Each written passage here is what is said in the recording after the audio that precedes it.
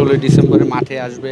Last 3-4 দিন ধরেই তাদের বলছিলাম যে তোমাদের 16 তারিখ নিয়ে যাব, এবং আমার ছেলে আসার আগে কালকে রাত 12টা পর্যন্ত সে প্র্যাকটিস করছিল যে মাঠে এসে সে ব্যাটিং করবে। তো ভালো লাগে আসলে যখন সন্তানরা আসে, বাবারা যদি ভালো কিছু করে তারা প্রাউড ফিল করে। যদি আমার বাচ্চাগুলো খুবই ছোট, বেশি বড় না, তারপরেও তারা খুব প্রাউড ফিল করে। বাচ্চা বলছিল যে বাবার মতো ক্রিকেটার হতে চায়, এখন আপনার কি ইচ্ছে, বাচ্চাকে নিয়ে কি পরিকল্পনা? দেখেন, আমরা জয়েন্ট ফ্যামিলি। আমার বড় ভাইয়ের ছেলে তানজিল, সে কিন্তু বিকেএসপিতে আছেন, ক্লাস 9-এ পড়ে, লেফট হ্যান্ডি ব্যাটসম্যান। তো যেহেতু আমরা জয়েন্ট ফ্যামিলি, আমার ছেলে কোভিডের সময় হয়েছিল, তো আমি প্রচুর খেলা দেখি। তো আমার ছেলে মেয়ে আমার সাথে বসে বসে সব খেলাই দেখেন, তো তারা এই কারণে এনজয় করে। তো এখন দেখা যাক তারা কতদিন এই জিনিসটা ভালোবাসে এবং এনজয় করে। যদি তারা খেলতে চায়, অবশ্যই আমরা তাদেরকে সাপোর্ট করব।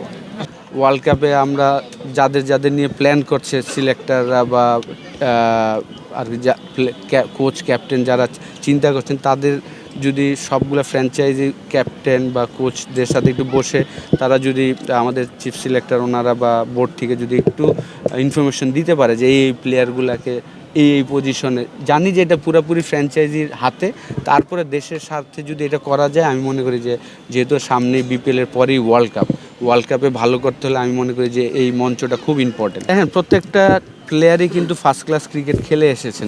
প্রায় 7টা রাউন্ড তারা খেলেছেন, আপনার 7টা উইক তারা 4 ডে ম্যাচ খেলে এসেছেন। তো সাথে সাথে রেস্টটাও খুব ইম্পর্টেন্ট। তো প্রত্যেকটা প্লেয়ারকে ওই রেস্টটা নিয়ে যেন বিপিএলে তারা একদম রেডি টু প্লে এনার্জি থাকে, সেই কারণেই কিন্তু প্রত্যেকটা ফ্র্যাঞ্চাইজি একটু লেট করে শুরু করছেন। আর ন্যাশনাল টিমের আমরা 7-8 জন প্লেয়ারকে নিয়ে কিন্তু ন্যাশনাল টিমের কোচ আমরা কিন্তু আলাদা 1.5 ঘন্টা 2.5 ঘন্টা করে প্র্যাকটিস করিয়েছি।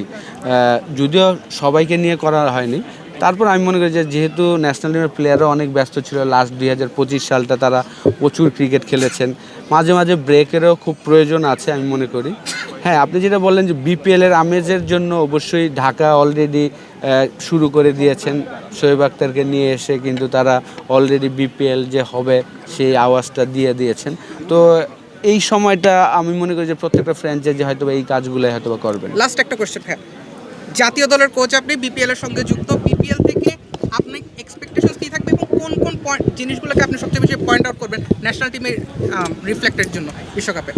অবশ্যই এই বিশ্বকাপে আমরা যদি ভালো করতে হয়, যেহেতু আমাদের গ্রুপটা খুব স্ট্রং গ্রুপ, এই গ্রুপ থেকে যদি টপ 8-এ যেতে হয়, সেখানে আপনার বিপিএলের যে 10 থেকে 12-13টা ম্যাচ খেলার অপরচুনিটি পাবে প্রত্যেকটা প্লেয়ার, তারা যেন রাইট ট্র্যাকে থাকে, পারফরমেন্সটা যেন তাদের আপ টু দ্য মার্ক থাকে, তাহলে কিন্তু আমরা ওয়ার্ল্ড কাপে যে ভালো রেজাল্টের আশা করতে পারি।